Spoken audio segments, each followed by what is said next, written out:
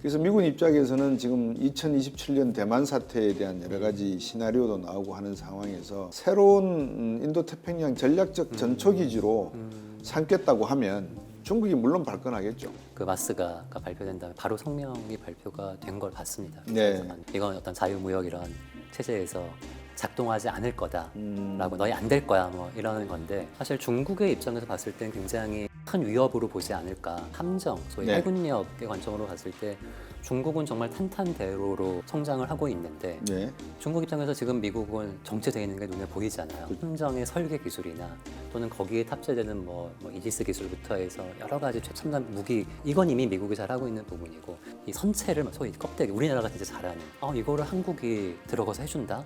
라고 하면은 제가 중국이어도 되게 위협으로 느낄 것 같아요. 안녕하십니까, 곽수정입니다. 대한민국 그러면은 역사적으로도 그렇습니다. 거북선 그리고 정주영 회장. 그럼 여러분 생각나는 게 바로 조선산업이라고 하겠죠. 세계 최초의 철갑선을 만들어낸 역사를 가지고 정주영 회장이 현대조선을 일궜던 이야기를 여러분께서 많이 들어보셨을 겁니다. 이번 한미 관세 협정에서도 사실상 이 조선업이 하나의 키가 되었습니다. 마스가라고 우리가 다시 이름을 불러서 트럼프 대통령의 마가 정책에 하나의 힘을 보태고 트럼프 대통령의 미국 제조업 그리고 미국 조선업의 부활을 같이 협력해서 나가겠다고 하는 야심찬 계획을 앞세웠습니다. 오늘 서울대학교 조선해양공학과의 우정훈 교수님 모셨습니다. 안녕하십니까, 교수님? 안녕하세요. 반갑습니다. 예, 반갑습니다. 바쁘시죠, 요즘? 예, 뭐 이래저래다. 어떻습니까? 지금 대한민국 조선업의 전반적인 상황을 한번 교수님께서 브리핑 한번 해주시겠습니까? 간단하게. 일단 뭐 익히 이제 다 아시는 것처럼 네. 일단 중국과의 경쟁이 사실 작년까지만 해도 우리나라가 어떤 면에서 1위라고 하다가 아마 이제 올해부터 사실 대부분의 지표에서 이제 2위라고 얘기를 되게 자연스럽게 하게 됐는데 네. 이게 저는 그렇게 생각을 합니다. 이게 이 조선의 역사를 보면 네. 소위 이제 강철을 이용을 해서 선박을 만들기 시작한 그렇죠. 게 이제 19세기 후반 예. 정도부터인데 예. 그때부터 이 조선 강국은 항상 그 저임금, 소위 원가 중심으로 이동을 해왔습니다. 예. 그러니까 처음에 이제 유럽에서 영국에서 시작을 해서 예. 미국으로 갔다가 예. 그게 다시 일본, 우리나라로 왔고요. 예. 그게 이제 중국으로 간. 어떻게 보면은 이 원가 우위의 흐름은 뭐 어떻게 쉽게 거역할 수 없는 그런 흐름인데 여기서 원가라고 하시면 주로 노동입니다. 노동을 그게 말씀하시는 다는 아니지만 네, 어쨌든 네. 주변에 뭐 이런 공방 생태계도 있겠지만 가장 네. 큰 부분을 차지를 하고 있죠. 그러니까 사실 그런 이 기존의 이제 100년, 한 150년 흐름을 보면은 사실은 이미 중국으로 넘어갔어야 돼요. 그러니까 그런 관점에서는 되게 우리나라가 좀 잘하고 있다라고 네. 할 수가 있고 또 한편으로는 좀 운이 따르는 부분도 있습니다. 예를 들어서 아마 우리나라 조선 업계가 그때 이제 해양 플랜트에 네. 거의 이제 올인을 하다시피 했다가 예. 한번 굉장히 뒤인 적이 있습니다. 근데 그때 우리나라 조선을 살린 게 지금 이제 LNG 운반선, 소위 이제 넷제로, 뭐 친환경 선박 네. 이런 관점, 이런 이제 그 니즈가 발생이 되면서 다시 살아난 거죠. 지금의 이제 우리나라 소위 이제 새로운 이제 슈퍼 사이클이라고 하는. 그리고 사실 오늘 이제 얘기하실 이 마스가 소위 어떻게 보면 이거는 어떤 그런 기술 경제보다는 중국과 미국의 그런 패권 다툼에서 파생된 그런 네. 기회라고 할 수가 있는데 이것도 어떻게 보면은 우리가 의도하진 않았지만 사실은 우리나라 조선업이 좀 더 새로운, 그러니까 뭐 나쁘게 표현하면은 생명력 연장을 하는 거고 좋게 표현하면은 중국과의 경쟁을 좀 더 끌고 갈 수 있는 그런 기회가 주어졌다라고도 보여집니다. 네. 트럼프 대통령이 먼저 말을 꺼냈어요. 관세를 부과하기 전에, 협정을 하기 전에 한국과는 조선 분야에 있어서 군함을 수리한다든지 어떤 가능성이 있을 것 같다 이렇게 짚었거든요. 교수님 생각에 트럼프 대통령의 의도가 어디에 있다고 보십니까, 이번에? 일단 트럼프의 의도는 저는 굉장히 명확하다고 생각을 합니다. 네. 이미 이제 작년 말부터 네. 쉽스 액트법, 쉽스법이라고 하는 법 시작을 해가지고 네. 그다음에 뭐 해군 준비태세 보장법. 어. 그 이후에 올해 4월 같은 경우에는 이제 트럼프가 직접 그 대통령 프레지덴셜 액트라고 하는 행정 명령으로 예. 거기에 있는 큰 맥락은 그 미국에 투자를 해랍니다. 미국에 투자를 해서 들어와서 미국의 조선업을 제조업을 재건을 하고 네. 또 한 축은 중국에 대한 견제입니다. 이거는 트럼프가 작년 말부터 계속 지속적으로 그 시그널을 보내고 있는 그런 부분이라고 생각을 합니다. 중국을 견제한다는 의미는 상선 측면도 있을 거고 중국의 어떤 군사적 의도와 또 상업적 의도를 모두 다 나름대로 견제 내지는 경쟁적 측면에서 바라보는 데 있어서 한국의 협력을 필요로 한다 이렇게 이해도 되겠습니까? 그렇죠. 예, 트럼프뿐만 아니라 뭐 이전 정부에서도 네. 이미 제가 기억하기로는 미국이 이제 결정적으로 중국의 위기감을 느낀 게 2010년대 중반에 그 동중국해 대만 해역에서 네. 이제 중국의 그런 소위 함정 선대가 전개를 했을 때 미국이 굉장히 충격을 받았다고 합니다. 네. 그 시점이 그리고 언제냐면 뭐 단순히 숫자가 어떤 해군력을 다 나타내지는 않지만 2015년이 그 중국의 함정 토탈 수가 미국의 함정 수를 추월한 네. 합니다. 그리고 그 격차가 지금 해가 지날수록 미국은 그 300척이 좀 안 되는 수준에서 계속 정체가 되어 있고 네. 중국은 그때부터 계속 증가를 해서 지금은 거의 400척 가까운 그리고 이게 미국이 예상을 하기로 앞으로 10년이 지나면 중국은 600척이 넘는 함정을 보유를 할 거고 미국은 지금 뭔가 액션을 하지 않으면은 지금의 흐름에서 큰 그 변화가 없을 거다라고 해서 이제 지금 현재 미국의 목표는 35년까지 중국의 숫자를 따라가진 못해도 한 400척 정도까지는 함정을 늘리고 네. 또 최근에 이제 우리나라에 요청을 하고 있는 MRO 네. 이게 왜 그러냐면 지금 미국의 그 300척에 가까운 그런 원자 핵잠부터 해가지고 숫자는 있지만 거의 한 3분의 1이 다 수리 중이거나 수리를 대기하고 있거나 네. 그러니까 이게 숫자는 뭐 300이라고 해도 실제 전개가 가능하고 어딘가 이제 필요할 때 사용할 수 있는 선박 그 함정의 수는 훨씬 더 적다는 거죠. 네. 그런 면에서 굉장히 미국이 굉장히 절대적인 위기감을 느끼고 있다고 생각을 합니다. 미국의 전략이 호르무즈 해역까지 연결이 된다고 보면 인도 태평양 전략 과정에서 공군력도 중요하고 우주력도 중요하지만 이 해군력이 없으면은 결국은 기동이라든지 군대의 파견, 자국의 이해관계를 반영하는데 상당히 제약될 거라는 건 뻔할 거 아니겠습니까? 그렇죠. 예. 그런데 왜 이렇게 미국의 자동차업이라든지 제철업은 어느 정도 경쟁 관계에서 밀려나서 쇠락은 아니지만 경쟁력이 떨어졌다는 건 이해가 되는데 워낙 경쟁자가 많이 나오니까 조선업 같은 경우에는 세계 2차 세계대전만 하더라도 뉴욕타운도 뭐 수리할 정도가 되고 엄청난 생산성을 가졌던 걸로 생각이 되는데 왜 이렇게 갑자기 이런 모습이 됐습니까? 그러니까 이게 지금 이제 박사님도 얘기를 하신 것처럼 그 제철이나 미국의 자동차 업계는 네. 글로벌 경쟁을 계속 하고 있습니다. 그렇죠. 그 상황에서 이제 약화가 된 건데 미국의 조선업 같은 경우는 상선에는 뭐 들어보셨을 존스 액트법이라고 하는 모든 미국의 항구를 그 오가는 선박들은 네. 반드시 미국에서 미국인에 의해서 건조가 되어야 된다라는 게 있고요. 함정 같은 경우도 발음이 조금 어려운데 번스 톨레포스법이라고 네. 마찬가지로 미국 해군이 사용하는 함정들은 모두 미국에 위치한 조선소에서 미국인이 건조를 해야 된다라는 굉장히 강한 그런 국가 법입니다. 보안 때문에 그런 모양이죠. 그러니까 이게 처음에는 어떤 보안보다는 그 존슨 액트법은 뭐 찾아보면 1920년대에 발의가 됐다고 하는데 네. 이거는 보안보다는 오히려 이제 자국의 보통 그 국수국조라고 하죠. 우리 배는 우리가 짓겠다. 자국 산업의 발전을 더 보호보다는 더 발전적인 방향으로 네. 법이 만들어졌는데 그 법 때문에 사실은 이게 대표적인 이제 보호무역이잖아요. 그러다 보니까 미국의 조선사들은 그것이 상선을 만드는 조선소든 함정을 만드는 조선소든 뭐 비용이라든가 납기 같은 것들을 신경을 쓸 필요가 없게 된 거죠. 네. 그 과정에서 완전히 글로벌 경쟁에서 이탈을 하게 된 겁니다. 뭐 조금 과격하게 표현을 하자면 미국의 조선업은 말 그대로 스스로 이제 올가미를 이제 맨 그런 어떤 보호무역의 종말로도 표현을 할 수가 있을 것 같습니다. 네. 방금 말씀 주신 존스 액트 오브 1920년. 예.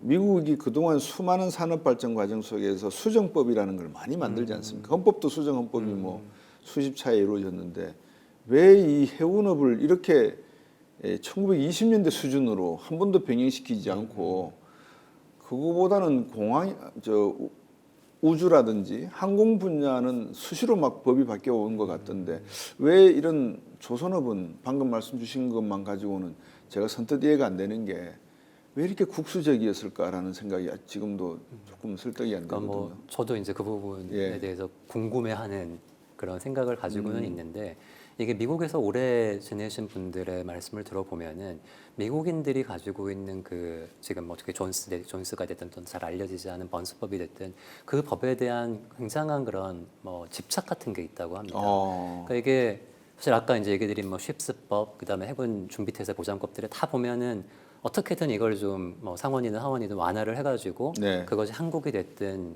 일본이 됐든 네. 우방국의 힘을 좀 도움을 받자라고 하는데 음. 그게 보면은 그 법이 이제 발의가 될 때마다 이제 우리나라 언론에서는 와 이제 이거 다 풀린다 앞으로 우리나라가 미국에 상선을 수출하고 근데 지금 이 시점까지도 결정된 건 없거든요. 네. 또 통과가 안 될 것 같고 네. 또 누군가 발의는 하겠지만 이게 과연 이게 해결이 될 것이냐 음. 그런 어떤 의구심이 좀 남아 있는 것 같습니다. 앞에서 말씀 주신 대로 조선업만큼은 미국 안에서 건조된 국수국조의 원칙에 따른다라고 하는 법에 따른다면 이번에 미국에서 상원이나 하원에서 법이 어느 정도 수정될 가능성이 있다고 이렇게 봐도 되겠습니까?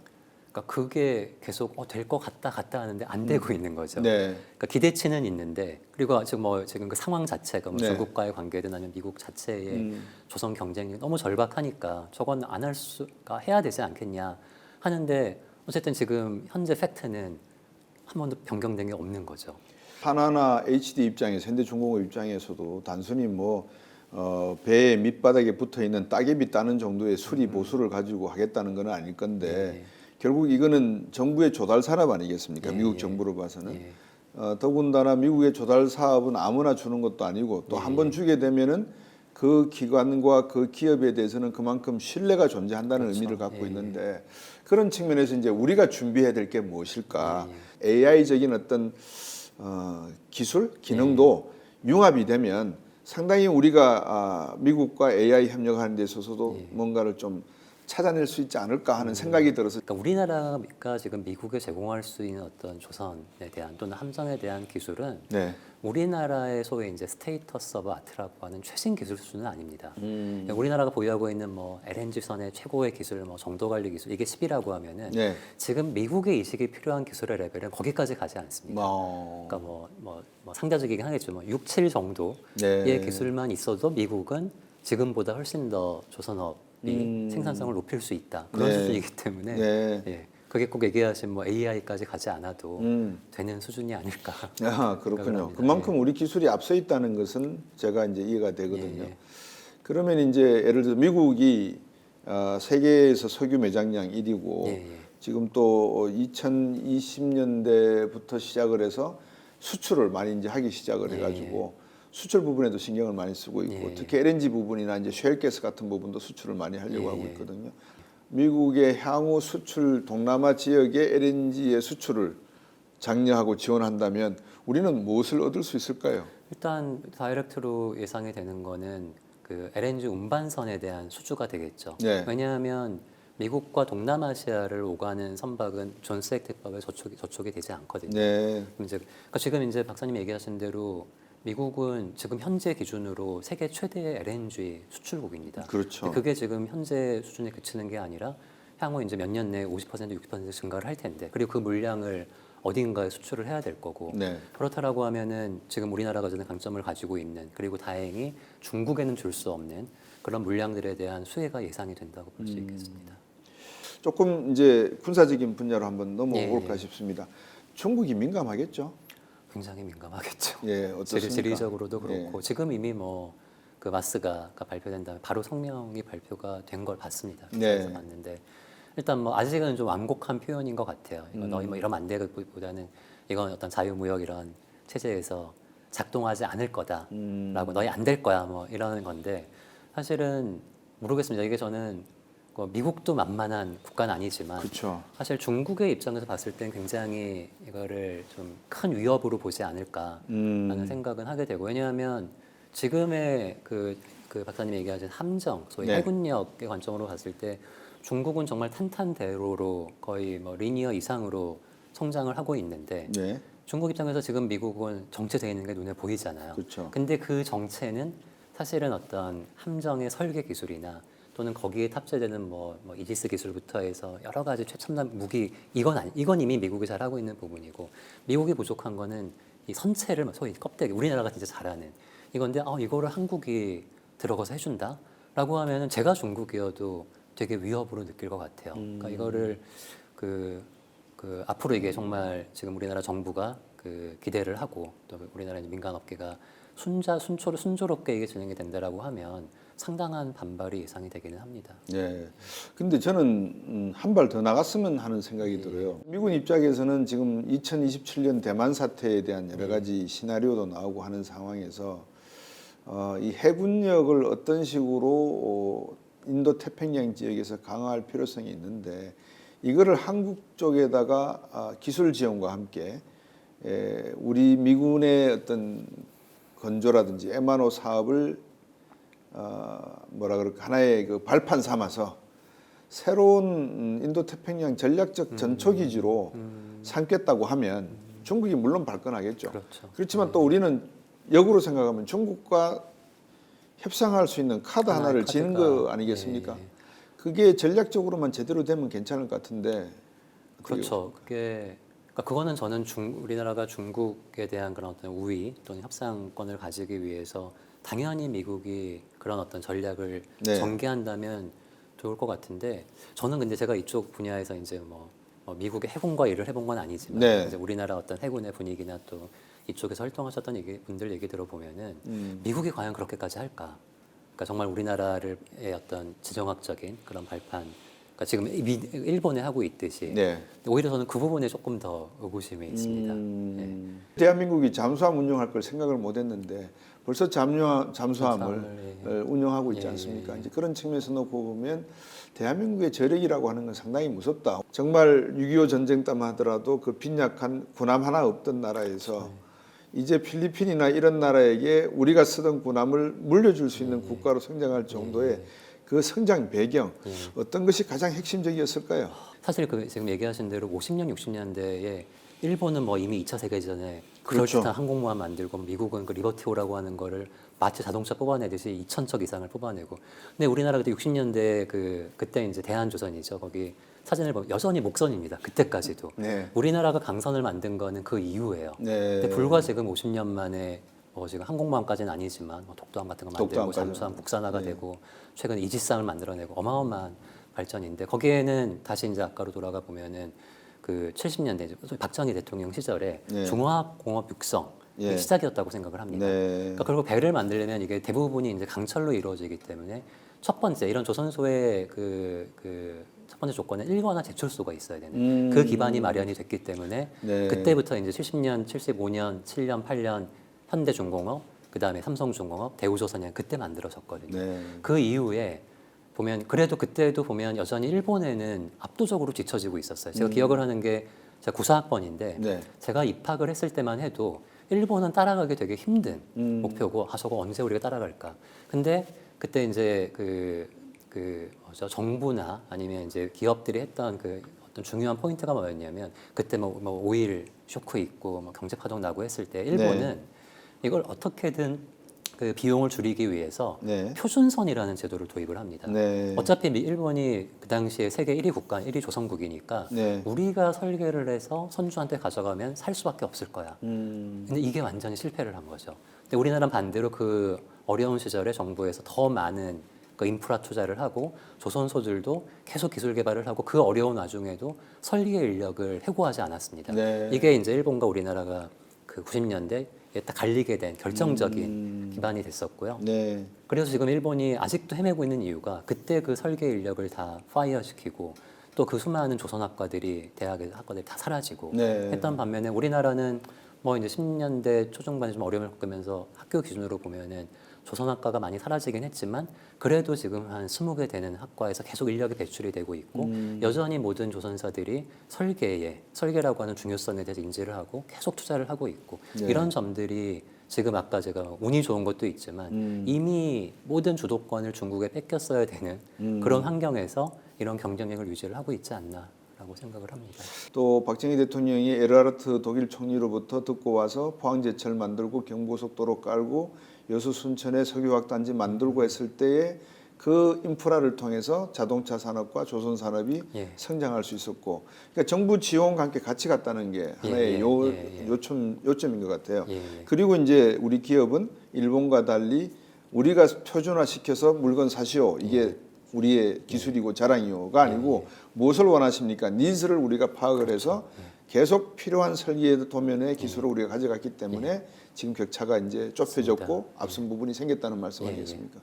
그럼 미국과 우리가 이런 협력을 하는 과정에서 그러면 우리가 미국에게 무엇을 기대할 수 있을까요? 예를 들면 이제 되게 큰 주제 같아요. 이게 마스가라는 거에서 그렇죠. 사실은 정부가 되게 잘한 거죠. 그 15%를 지켜내고 어떤 큰 명분을 이제 잘 만들었는데 사실은 이거를 어떻게 구체적으로 강론을 펼쳐갈 거냐라는 건 정말 어려운 얘기입니다. 근데 이제 하나 좀 힌트를 얻을 수 있는 부분은 이게 이제 지금은 미국이 너무 포커스가 되니까 그런데 네. 원래 우리나라 조선소들이 해외 조선소 경영을 되게 잘했었습니다. 네. 그러니까 대우조선 같으면 뭐 그 루마니아의 망갈리아라는 조선 꽤 오랜 기간 선박을 건조하고 그 루마니아라는 정말 뭐 사실 뭐 후진국까지는 아니어도 상당히 이제 거기에서 뭐 연 수십 척을 뽑아낼 정도로 잘하고 있었고 우리가 지금 조선소 그러면 사실은 배를 파는 거잖아요. 네. 근데 이런 일들은 배가 아니라 조선소를 파는 일들이거든요. 이 조선소라고 하는 거에는 여러 가지 조선소 운영에 대한 노하우부터 시작을 해가지고 또 아까 설계 도면에 대한 지원이라든가 이런 걸 패키지로 해서 예전에 삼성중공업 같은 경우도 브라질에 이제 아틀란티코라는 조선소를 위탁 경영을 한 적도 있고요. 네. 현대 HD 현대 같은 경우 최근에 사우디의 IMI라고 하는 거기에 이제 야드 건설도 이제 지원을 하고 또 기술 지원하면서 네. 이런 것들이 어떻게 보면은 뭐 사실은 이제 이게 또 조선 시황이 워낙 이제 플럭추에이션이 크니까 좀 잘 안 된 거니까 결론 이게 그 끝이 안 좋긴 했었는데 사실은 그 과정들을 보면은 배가 아닌 그 조선소가 가지고 있는 난리지 소위 IP를 판매하고 계속 그것을 소위 최소의 인력으로 굉장히 고부가가치의 네. 수익을 얻을 수 있는 그런 부분들이 굉장히 오랜 기간 지속이 됐었습니다. 네. 그래서 미국 같은 경우도 그런 면으로 본다면은 우리나라가 지금 뭐 1,500억 불 그래서 사실은 뭐 조선소를 건설해 볼 수도 있겠고 또 이제 미국에 있는 야드의 어떤 인프라를 개선해 줄 수도 있고 거기에 인력 양성 이런 것도 있겠지만 사실은 더 지속 가능한 거는 우리나라가 가지고 있는 이런 그 노하우들 또 이제 설계 기술 같은 것들을 일단 교육을 시키고 나중에 이제 뭐 운영 단계에서는 실제로 엑스퍼트들이 직접 가서 지원을 하고 네. 하는 부분들을 기대할 수 있지 않을까 그렇게 생각을 해봤습니다. 제가 그 관련된 질문으로 한화가 하나오션이 필라델피아에 있는 필리아드를 작년에 인수를 어떻게 그걸 인수하게 했을까요? 상당히 국수국조법은 존수법 20조는 1920년에 조건이 미국에 있어야 되고 예. 그 다음에 그 대표가 미국 사람이어야 되고 작업자들이 근로자들이 미국 사람이어야 되는. 그러니까 이거를 한국 사람이 미국에 있는 조선소를 샀고 거기에 지금 사장은 뭐 건모이긴 하지만 어쨌든 미국 사람이 사장을 하고 있고 미국인들이 배를 만들고 있습니다. 네. 그 존수액트법에 저촉되지 않는 거죠. 그 부분을 조금 완화시켜 달라고 요구할 수 있지 않을까요? 그러니까 그거죠. 이게 최근에 하나오션이 되게 재미있는 걸 봤는데 기사가 난 게요. 예. 필리아드가 미국에 LNG 운반선을 수주를 한 기사가 났어요. 근데 이게 이제 저희 같은 사람들은 어떻게 필리 조선소가 LNG 운반선을 만들지 안 되거든요. 네. 미국에서는 안 됩니다. 지금이 안 되는 일인데 이게 이제 보니까 다음 날에 이제 그 들린 소식이 필리아드가 미국 그 선사로부터 이걸 이제 그 수주를 했지만 네. 건조는 거제도에 있는 하나오션에서 건조를 한다는 거예요. 그래서 이게 이제 하나오션에 이제 그 하청을 준 거죠. 하청을 줘서 예. 이제 이게 미국계. 근데 결국은 지금 시점에 아직 그게 이제 미국의 그 선박으로 인정은 안 됐다고 알고 네. 있어요. 조금 이제 연결이 뭔가 매끄럽지가 않은 거죠. 왜 거제도가 한국에서 지어?라고 해서 인정을 아직 받고 있지 못했는데 네. 지금 얘기하신 대로 근데 요거는 존스 액트법보다는 굉장히 약한 고리거든요. 네. 그러니까 지금 박사님 얘기대로 그런 것들을 조금 더 구체적으로 제안을 하고 우리가 너희 지원할 테니까 이런 좀 어떤 밸류 체인을 인정을 해달라라는 것들은 충분히 제안을 해볼 수 있다고 생각을 합니다. 경쟁사들로 하여금 그런 기회를 갖도록 할 수 있을 다 각자가 그 할수 전략을 있겠네요. 펼치고 있습니다. 이제 한화가 사실은 뭐 제가 알기로 한화오션도 이제 2, 3년 전에 필리아드를 인수할 때 이런 트럼프의 정책이나 관세를 예상했던 건 아니라고 알고 있어요. 네. 다만 이제 한화오션 같은 경우는 대우를 인수한 목적 자체가 쉽빌더가 아니라 에너지 밸류 체인과 그 다음에 그 함정, 수직 계열화 뭐 이런 게 있었는데 그런 것처럼 이제 하나는 현지의 조선소를 인수하는 전략이었다면 HD 현대 같은 경우는 그 헌팅턴이나 GD가 이런 제너럴 다이내믹스와의 MOU를 통해서 네. 간접 지원을 하는 그러니까 어떻게 보면 하나오션은 좀 하이 리스크 하이 리턴의 네. 전략이고 HD 같은 경우는 그런 좀 리스크를 최소화하면서 좀 뭐 이제 HD 계열사가 많죠. 엔진을 만드는 데도 있고 또 마린 그렇죠. 솔루션이라고 여러 가지 뭐 기자재 MRO 하는 회사들도 있기 때문에 네. 그런 좀 안정적이면서 지속될 수 있는. 그래서 HD 같은 경우는 헌팅턴 인걸스하고 MOU를 이미 맺었죠. 그래서 네. 여러 가지 기술 협약을 하고 지원을 하겠다라고 하는 것도 있고 삼성중공업도 구체적인 내용은 아직은 모르지만 이미 그 자체 이제 네트워크를 통해서 미국에 접촉을 하고 있는 걸로 알고 있습니다. 네. 제가 안타까운 일이지만 우리 조선 해양이 어느 정도 앞으로 나가려고 하면 원천 기업과 하청 기업 간의 어떤 질서라 그럴까요? 미국에게 꼬리는 잡히지 않아야 될 거 아니겠습니까? 예. 얘기하신 대로 그런 원청과 하청 관계는 이게 조선 산업의 조금 특징인 것 같기도 해요. 네. 왜냐하면 자동차라든가 이런 뭐 좀 더 이제 첨단에 가까운 제품들은 네. 인적 의존도가 상대적으로 낮습니다. 근데 조선업 같은 경우는 우리가 아무리 뭐 지금 AI가 나오고 또 뭐 로봇 개발을 한다고 해도 여전히 뭐 8, 90% 이상은 인적 의존도를 가지고 있기 때문에 그런 상황에서 얘기하신 그런 그 원청 하청 간의 왜냐면 사람의 일이니까 그렇죠. 이게 내가 장비를 납품을 하고 어떤 뭐 설비를 납품을 한다라 그럼 그런 좀 안타까운 일들이 적었을 것 같은데 이게 다 사람이 굴러가고 그러니까 그 하청을 하는 회사의 사장님도 사람이고 여기서 또 보내는 것도 다 그 작업자분들도 사람이거든요. 그래서 그런 부분들은 저는 좀 더 뭐 이게 법으로 보호를 해야 된다라고 얘기를 하긴 조심스러운 부분도 있지만 네. 뭔가 좀 그러니까 교섭력의 차이가 너무 큰 것 같아요. 사실 지금 우리나라의 그런 강소 기자재 기업들이 그렇게 많이 안 남았습니다. 뭐 이렇게 우리 이름 대로 뭐 파나시아, 뭐 오리엔탈 전공, 뭐 KT, 성보금 이런 그냥 제가 이렇게 손으로 꼽을 정도로 많이 안 남았는데 그런 기업들이 좀 정부가 안 하고 있지는 않아요. 지금도 뭐 여러 뭐 산업부라든가 해수부에서 여러 가지로 지원을 하고 있지만 그 규모가 그렇게 규모나 아니면 지속성 이런 부분들은 아쉬움이 있기 때문에 좀 그런 기업들을 그러니까 사실 지금 미국에 나갈 때도 조선소도 있지만 결국은 현대차가 뭐 미국에 갈 때 모든 협력사들을 데리고 총출동을 하듯이 이런 기업들도 미국에 충분히 그러니까 미국에도 이제 우리가 이런 후방 기업 조선의 후방 기업들이 가면은 뭐 세제 혜택이라든가 또는 그 미국의 이제 상선 또는 함정 조선소들의 좀 독점권을 준다라든가 네. 이런 것들을 좀 주장을 했으면 좋겠습니다. 네.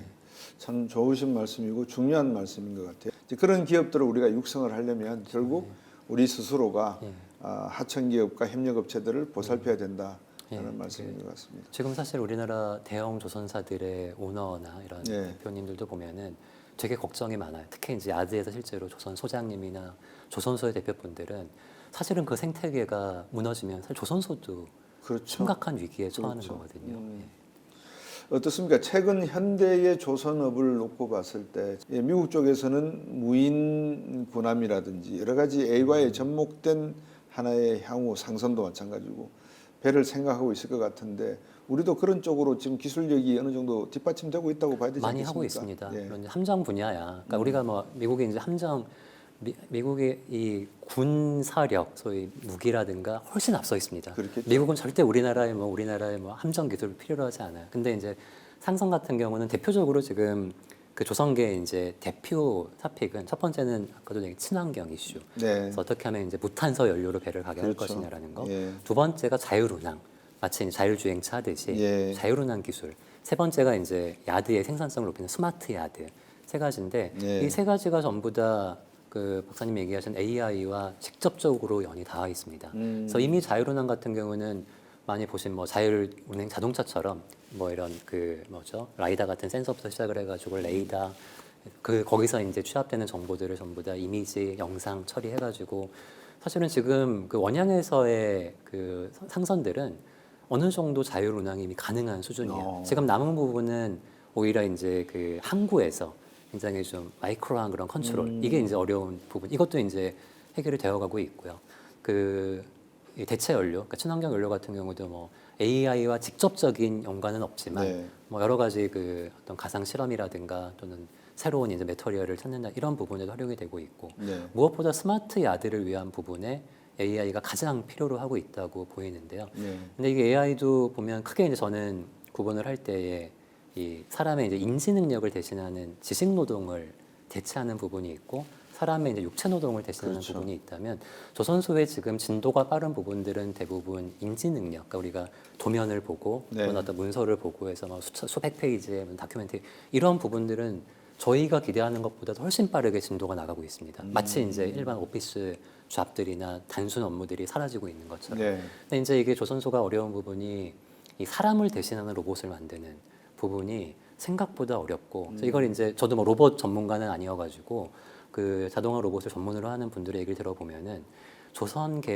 분야에 가장 어려운 문제들만 남았다고 얘기를 하시더라고요. 오히려 많이 보셨을 뭐 자동차 공장의 그런 용접 로봇이라든가 또는 뭐 반도체 공장에 이런 것들은 일단 기본적으로 물성의 대량 생산이고 단순 반복 작업들이 많기 때문에 그런 우리가 눈으로 보는 휴머노이드라든가 또는 얘기하신 일본이나 독일의 여러 가지 산업용 로봇 같은 것들을 적용하는데 그렇게 어렵지가 않아요. 근데 조선은 가보셔서 알겠지만 하나도 공통화된 게 없습니다. 그렇죠.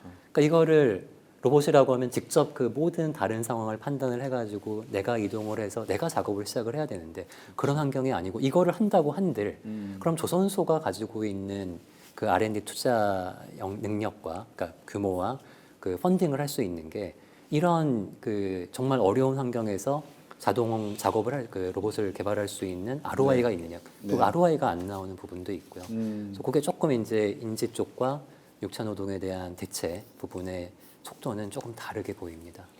돈을 어떻게 될 것이고 누가 지원을 해줄 것이고 기술 개발에 있어서의 여러 가지 필요한 인력, 인적 구성은 누가 또 육성을 할 것이냐. 앞으로 이 파이낸싱 분야에 있어서 기업들이 작업 환경뿐만이 아니라 안전이라든지 여러 가지 측면에서 무엇을 미국과 협력하는 과정도 중요하지만 이 1,500억이라고 하는 것을 단순히 돈벌이로만 생각하지 말고 조금 더 친인류적이고 친노동자적인 하나의 시스템을 만들어 나가는 과정 속의 투자 비용이라고 생기지 않았던 돈이 조선업계에서는 생긴 거 아니겠습니까? 예. 마지못해서 미국이 요구하다 보니까 예.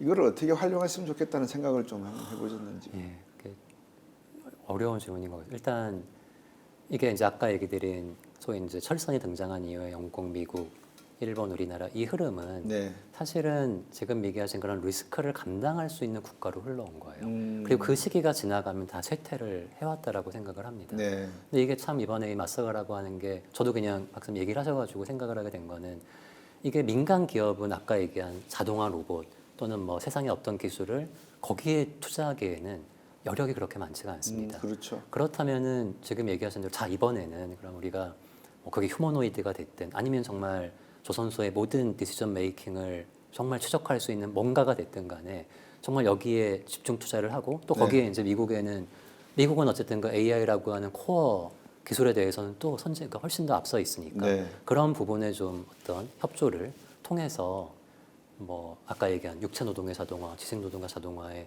정말 뭐 이거는 그냥 어떤 단순히 수익성이 아니라 제발 이제 우리 앞으로 이 조선 산업을 3D가 아니라 정말 최첨단으로 한번 해보자 라는 것들을 저는 이제 한 명의 학자로서 되게 두근거리는 얘기긴 합니다. 그렇죠. 근데 이제 이게 현실적으로 그런 그 어떤 그 대명제와 어떤 목적성을 가지고 할 수 있는 게 됐으면 좋겠네요. 정부도 좀 그렇게 생각을 하고 사실 정부의 기존의 이제 R&D들을 보면은 사실 제가 이제 산업부에 좀 미운 털이 박혀 있는데 이게 민간보다 확실히 그 어떤 포커싱하고 집중하고 하는 부분은 좀 효율성이 많이 떨어진다고 생각을 해요. 왜냐하면 사실 조선 분야의 그러니까 정부, 산업부나 해수부의 R&D가 풀린 펀딩이 적지 않습니다.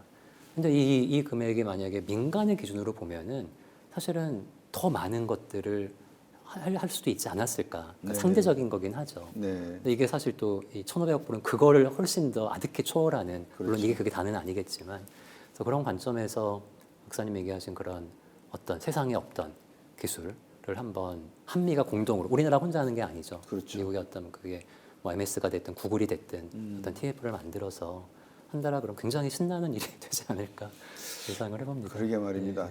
우리가 미국 쪽에다가는 오히려 구글이라든지 메타라든지 뭐 테슬라라든지 여러 가지 기술 관련된 기업들에게 항공우주뿐만이 아니라 해양 산업에서의 기술 개발도 중요하니 여기에 대한 지원을 미국 쪽에서 좀 해줬으면 좋겠다라고 요구하는 예. 그런 전략적인 마인드가 있었으면 하는 생각이거든요. 예, 예. 그래서 이번 이재명 대통령이 어차피 미국을 방문하시고 트럼프 대통령과 이제 논의를 하시겠죠. 트럼프 대통령과 협상할 때 우리 조선업에서의 이 점 세 가지만큼은 꼭 이번에 미국의 트럼프 대통령의 이해를 받든지 예. 아니면 주력 산업으로서 내가 한번 고민해 봤으면 하는 게 있다면 예. 한번 말씀을 한번 주시죠. 일단 첫 번째는 좀 미국을 조심하라는 얘기를 하고 싶습니다. 이게 조금 그 상충이 되는 얘기일 수도 있지만 네.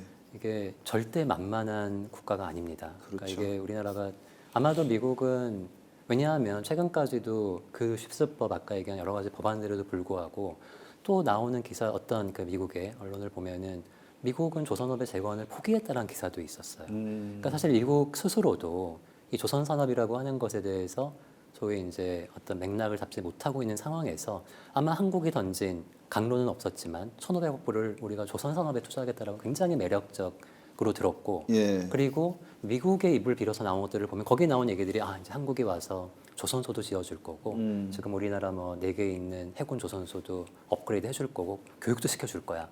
이런 생각을 미국은 하고 있지 않을까. 왜냐하면 미국이 먼저 이걸 해줘라고 얘기를 한 적이 없거든요. 심지어 네. 저희도 저 이제 연구하고 교육을 하니까 최근에 이제 미국 미시간이나 그 MIT 교수님들을 그 서울대 초청을 해가지고 얘기를 하다 보면은 생각보다 그렇게 적극적이진 않으세요. 생각보다 네. 되게 절실하고 우리와의 그런 파트너십을 희망을 할 것 같은데 또 어떤 면으로는 또 우리가 좀 애가 달아가지고 막 하려는 이런 부분도 없지 않아서 첫 번째는 좀 뭐 우리나라 국익을 가장 항상 하는 얘기지만 이게 미국에 너무 의존을 하지 말고 되게 이걸 할 수 있는 거는 저는 조선이 어떤 글로벌 기준으로 초격차 기술을 우리가 가지고 있다고 생각하지는 않습니다. 네. 하지만 미국에 대해서는 이 용어 초격차란 말이 작동한다고 생각을 하거든요. 네. 그러니까 적어도 미국에 어쨌든 너희가 조선업을 재건을 하든 아니면은 기존에 있던 것들을 조금이라도 업그레이드하려면 우리밖에 답이 없다라는 어떤 그 하나의 그 툴 무기를 가지고